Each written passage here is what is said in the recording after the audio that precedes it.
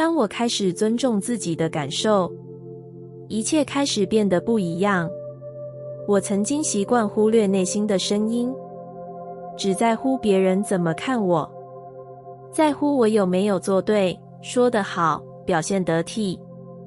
我的情绪常常被我自己搁在一边，像是碍事的行李，越少越好，越轻越安全。我说我没事，只是因为我不想被觉得脆弱。我说没关系，只是因为我怕别人不高兴。久而久之，我对自己也失去了信任，因为我每一次的不说，都是对内心的背叛。我的身体开始抗议，疲倦、焦虑、无力感，像是沉在胸口的石头，时时提醒我不快乐。直到某一天，我真的承受不住，我坐在房间的角落，第一次问自己，我真的还好吗？那一刻，我哭了，但那不是崩溃，而是一种解脱。我开始明白，原来我可以听自己说话，我可以不急着安慰、压抑、劝说，我可以只是一个温柔的陪伴者，陪我自己走过那些真实的波动。我不再强迫自己要积极正面，我允许自己说，我现在很失落，我感到害怕，我今天什么都不想做。当我这么做时，没有天崩地裂，没有关系因此断裂，反而我感觉到了真正的连结，因为那是我第一次对自己诚实。从那以后，我开始慢慢改变，我不是变得更坚强，而是变得更真实。我说我不想去，我说这让我不舒服，我说我今天需要一点空间。不是自私，是尊重，是对自己诚恳的对待。我发现，当我愿意尊重自己的感受，生活也开始尊重我。我吸引来的人更懂我，做的选择更贴近我。每一天，我都愈来愈像自己。情绪不再是需要管理的敌人，而是提醒我，什么地方不合适，什么人让我自在，什么路才是真正属于我的。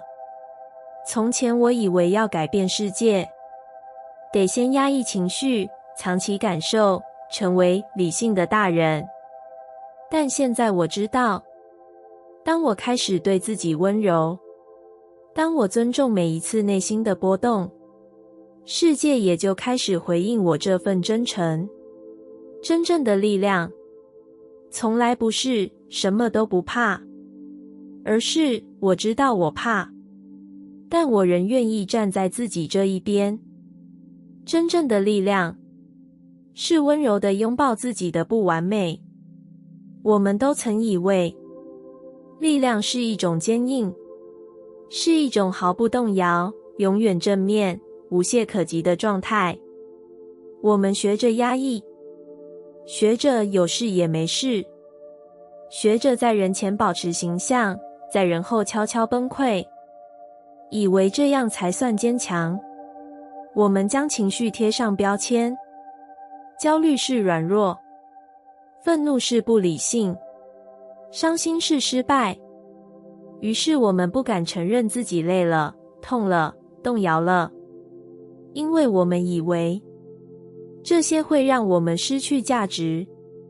但真正的力量，从来不来自于压抑自己，而是来自于你是否愿意真诚地面对那个并不完美的自己。当你能对自己说，我不总是有答案，但我仍选择走下去，这才是最深层的勇气。不是把自己撑得毫无破绽，而是在破碎时依然温柔以待。你开始练习，不再批评那个紧张的自己，不再责怪那个犹豫的决定，不再嫌弃那些无法符合标准的情绪。你开始理解，原来不完美才是让你有温度的原因。你的缺口让你学会感同身受，你的不确定让你放下骄傲，学会谦卑，你的混乱让你更真实地活着。每一次脆弱都是打开心门的机会，每一次原谅自己都是在建立新的力量。因为真正强大的人不是那些从不跌倒的人，而是那些即使跌倒也愿意温柔拉自己一把的人。你开始发现，接纳自己不是妥协，而是一种深层的对齐。当你不再用应该来衡量自己，当你愿意说我就是这样也没关系，你会感觉到一种前所未有的宽阔与安定。那不是外界给的，是你在自己心里种下的力量之根。从此你走路的姿态会改变，说话的语气会柔软，你的存在将不再依附于表现与肯定，你会成为那个能够温柔拥抱不完美的自己，也能温柔看见他人的不完美。因为你明白，这就是人类的样子，这也是爱最真实的样子。我花了很久才明白，答案从来不在外面。我曾不断寻找，在书里，在课程里，在别人的建议里，想知道该怎么走，该怎么变得更好。我问命运，问塔罗，问星象，问这世界到底要我成为谁。我试着依照别人说的方式生活，努力成为值得被喜欢、被选择、被肯定的人。但无论多努力，心里始终有个空洞，像是答案总隔着一层雾，怎么也看不清。我渴望一个明确的指引，渴望有人能告诉我，这一切的努力终将值得，我现在的迷惘中将有出口。于是我一次又一次往外走，翻找每个可能带我回家的方向，但我越走越远离自己。我开始怀疑，是不是我太笨？是不是这世界本来就没有我的答案？直到有一天，我什么都不问了，什么都不找了，我只是坐下来，静静地听听自己的呼吸。那是一种前所未有的宁静，不是外面安静，而是我内在。第一次没有想要逃，我开始听见一些很久没被听见的声音。我其实不想这么拼命，我其实很累，我好希望有人能懂我。那些声音不需要被修正，只需要被承认。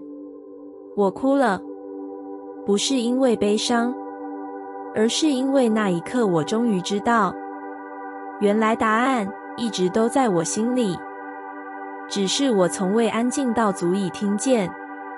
不是外面的建议不好，只是他们不会比你更了解你。世界在喧嚣，也比不上你内在真正的声音。那声音不大，不急，却坚定地像一束光。从那天起，我不再四处寻找方向，我开始练习回到自己身上问，这样选择我舒服吗？这样的节奏我自在吗？这样的自己我喜欢吗？我不再等一个谁来告诉我我可以，因为我已经愿意给自己这份允许。我才发现，真正的答案不是来自知道什么，而是来自承认自己真正想要什么。不是靠学会更多，而是敢面对自己已经知道的感觉。从前的我总以为找到答案是为了变得更强，现在的我知道，答案只是让我活得更真实。所以我不再匆忙，不再急着找到，我开始静静地走进自己的心，走进自己的节奏，走进那个一直等我回来的自己。当我停止寻找，内在开始回应。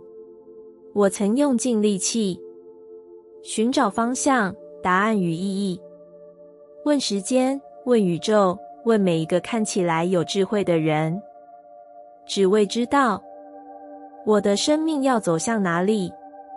我渴望确定，渴望掌握，渴望在混乱中有一条明确的路径。我翻过书页，上过课程，写满日记，却总感觉越学越不确定，越找越迷失。心里那种还差一点的空，像个黑洞，怎么填都不满。我以为答案藏在远方，所以我不断向外奔跑，却忘了我从未真的停下来听听自己。直到有一天，我疲惫地停下脚步，不再试图理解，不再试图控制，只是静静坐着，让自己什么都不是。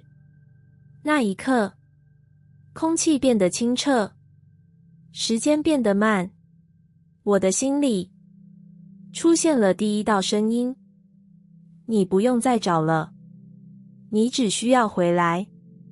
我愣住，原来不是我不知道，是我一直没听。我以为内在会用逻辑给我解答，其实它只用感觉给我指引。它不急，也从不吵，它只在我愿意放下寻找时，慢慢浮现。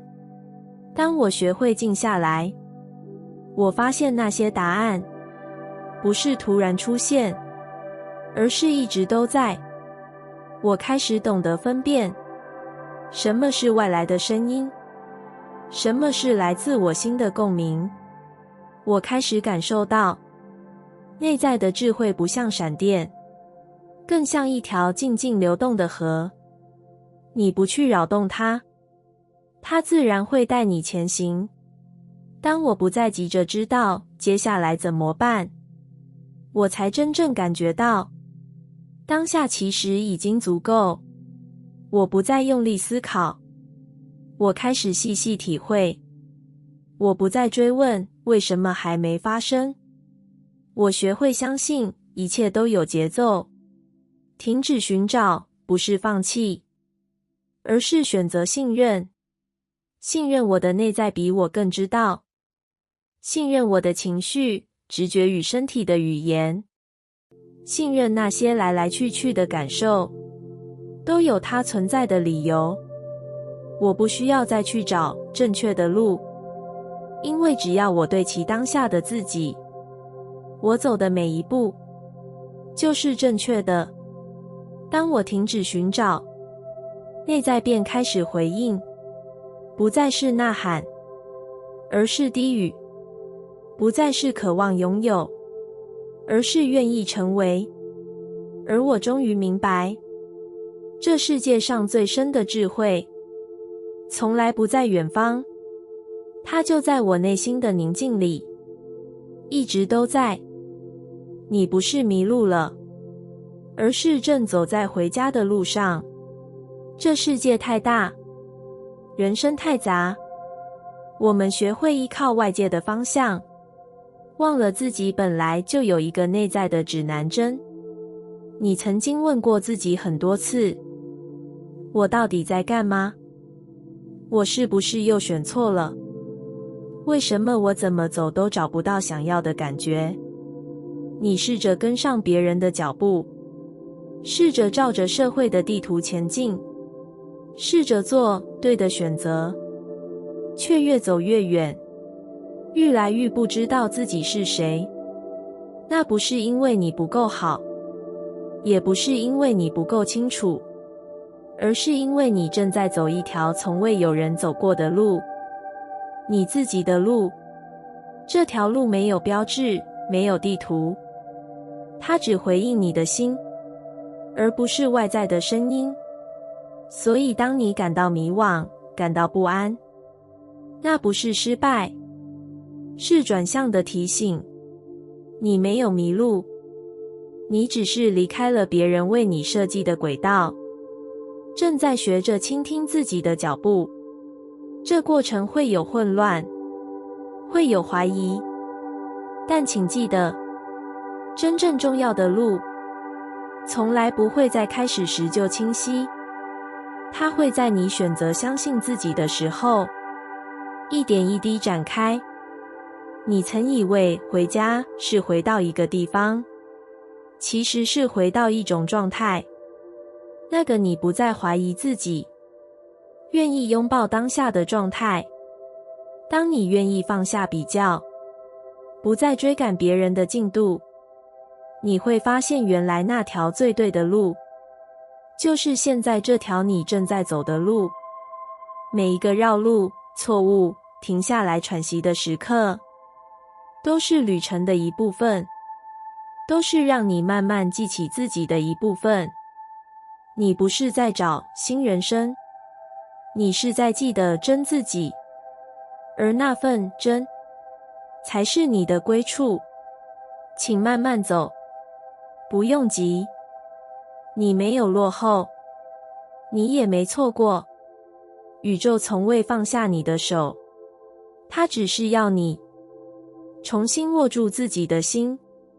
所以啊，当你再一次觉得茫然，请告诉自己，我不是迷路了，我正在回家的路上。外在的混乱是内在渴望被看见的讯号。我们总以为生活的乱象来自外部，来自那些突如其来的改变、失控的节奏，或不如预期的结果。我们努力想把事情拉回掌控中，想整理关系、解决问题、改善局面，就像拼命收拾一间永远整理不完的房间。但越努力越疲惫，越整理越觉得失衡。直到某一天，我们开始发现，真正让我们感到混乱的，不是事件本身，而是那份被忽略太久的内在感受，那些你说之后再处理的情绪，那些你用忙碌掩盖的失望、委屈与不安。它们没有消失，它们只是转化成一种外在震动，用混乱的形式提醒你，请回来，请听我说话。你看见的混乱，其实是你心里某个角落正在敲门。他说，我害怕被遗忘，我好久没被理解，我一直压着，但真的撑不下去了。这不是脆弱，这是诚实。当你愿意暂停，不再急着收拾外在的乱，而是坐下来问问内在，你怎么了？你会惊讶地发现，许多表面上的困境，其实源自一个被长期忽略的自己。真正的秩序，不是来自外在的掌控，而是来自内在的和解。当你肯看见你的悲伤、你的害怕、你的无助，不再是敌人，而是你与自己重新连结的入口。你不需要马上变好，你只需要温柔地说，我听见你了，我会陪你。那一刻起，能量开始改变，你不再对抗，而是开始转化。混乱不再是灾难，它成为你的提醒，让你一次又一次有机会更靠近真实的自己。外面的世界或许还是起伏不定，但你的内在开始有了一份宁静的根。你不再急着解决一切，你开始学会感受一切，因为你知道，当我能诚实地看见自己，世界也会逐渐映照出更清晰的秩序与流动。外在的混乱从来不是打乱你的人生，而是提醒你，有一个真实的你，正渴望被深深地看见。感谢你听完我的影片。如果你觉得影片有帮助到你，欢迎点赞并订阅我的频道，让我可以持续与你分享。也可以在评论中留下你的想法和经验，或是将影片分享给你的亲友。